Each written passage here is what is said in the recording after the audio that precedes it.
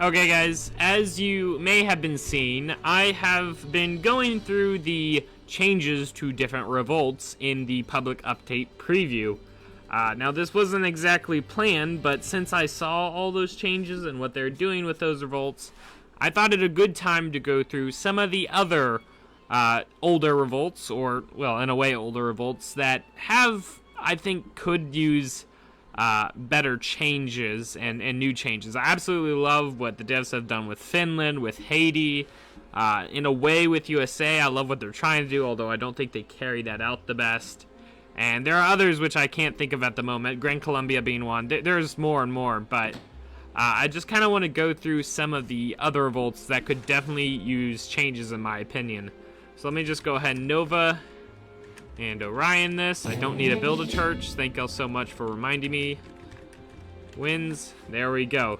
Okay, so the one I'm looking at here today will be the Mexico Revolt. Now, the Mexico Revolt's focus is outlaws, the Mexican Lancer, and forts. Now, two of those I think are done badly, and the last one is done well. So if I was going to use this in a 1v1, obviously it's different. 1v1, you're really going all in. You're not planning on going any late game cards or anything like that. But the reason I'm looking at this from a late game is, number one, that's mainly what I go for. But also, the developers seem to have tried to make it a late game thing due to a few cards which you'll see, but it really just falls flat. So I'm just going to go ahead and grab what cards I think I'll need to best showcase this. And we want theaters because there is some outlaw focus. You'll want Spanish gold. Capitalism can be quite nice for that late game or for that post-revolt economy. So we really want that. And we'll go ahead and drop an arsenal as well. So obviously we're going to revolt to Mexico. Now, the Mexico Revolt turns all your villagers in the Carudos. Squad of soldiers scouting for my base. I will write off a snippy letter to Voltaire if you persist. Those AI are really annoying. But as you can see, it turns your vills into the Carudo, which is an anti-skirmisher, anti-light infantry, anti-cannon range cav, which, I don't like the whole anti-skirmisher, anti-cannon range cav thing that much, just due to range versus those two things is not very good. Like, what is this? 5 times 4, we have 20 damage, so we're doing 40 damage against light infantry, which often have, 30 to 45 ranges. So it's just not that, it's really not like a great pairing. What's more interesting here is the deck that we'll be looking at. So as you can see, it's changed quite a lot than it used to be. I'll just go through some of the main new cards here. So they added Caballeros because they want you to go for the Charros, or the Mexican Lancer. So you can ship the Haciendas and drop those down. Sadly, this is one thing I don't like, is that it only has 2 Haciendas. That's the most you can get. You can't infinitely send more. But sending this card right here will enable you to spawn these from your 2 Haciendas. Now, this is quite a worthless card, because although the rate can get up pretty well, like, you can spawn out the Lancers there pretty well. It's just very, like, 2 Haciendas is not enough. If you could get 7 Haciendas and have all of them span out that, it would be good, but the way it is now is just not very good. And then you can also send this card. It costs 1,000 food, and it'll upgrade them to age 4. And I can just go ahead and get a batch of these here. 6, that's 11, that's 16, 17, 18, 19, 20. And let's just get out a couple of these just so I can show y'all. There is some other focus on this. There is the cow focus, so you can stick all your cows on here, and you have cards to make them gather faster and things like that, which is quite cool. You have the Central American allies. This has been here for a time, and that'll allow you to build some units from there. You also have, as I said, Caballeros, so this will allow these guys to have fairly high multipliers against all infantry, which I think that's bugged now. They're not supposed to do 2x damage versus all infantry and an extra 1.5 against light, but that's whatever. There is this card here, which is the Army of the 3 Guarantees. Really dislike this shipment. I see no reason why after revolting you would use 3 shipments to get 14 of these guys I don't see why you would do that to get 14 of these guys, 15 of these guys, and 2 of these guys. That just doesn't seem like it's worth that many shipments. Although it does upgrade these to age 4, which that is a nice thing. Definitely do some changes to that, though. I'm not sure what that would be. The cooler cards to me would be these right down here. As you can see, like, we got 20 vills on here, and we've only gotten... What did this send? 10 of these?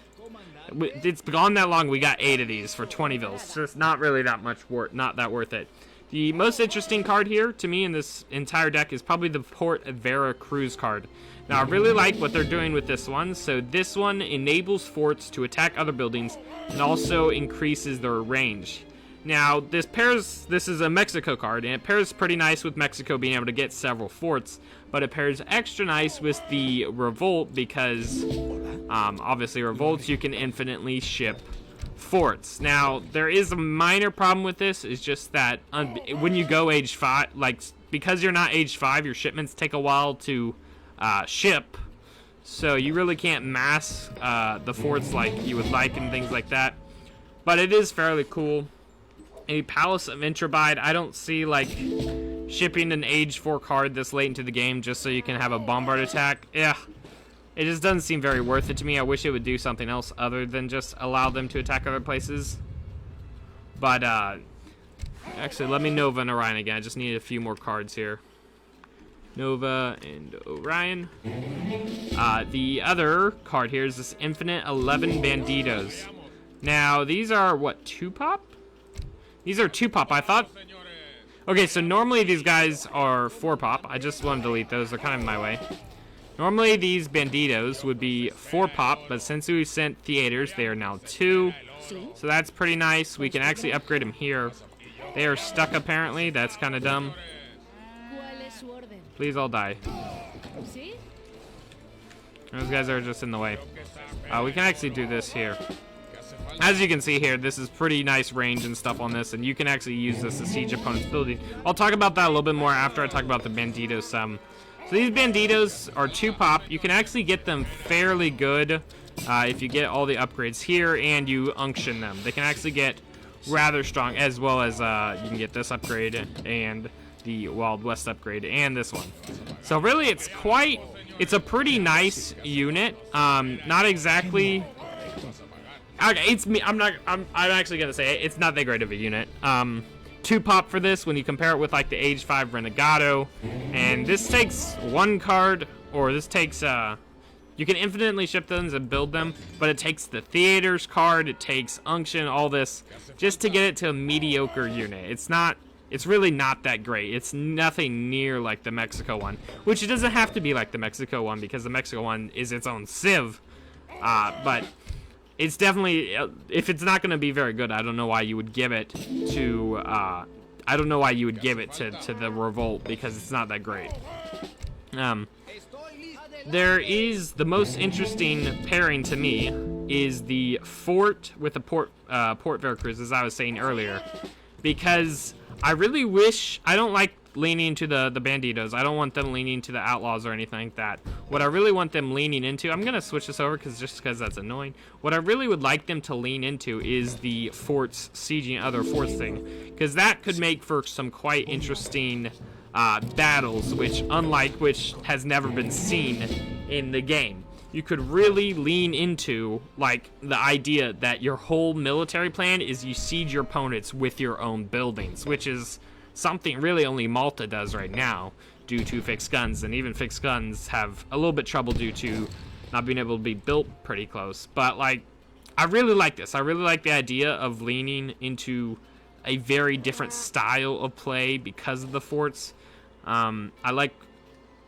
Like I said, I like that, and you can even pair it up with the Chipotle tactics, which will, when you destroy those buildings with your own forts, you'll be getting food. So overall, this Civ is a no for me. I would never use this Revolt, rather, is a no for me. I would never realistically do it. I actually have done it, and it's not very good. It's just not fun because it just takes too long to mass.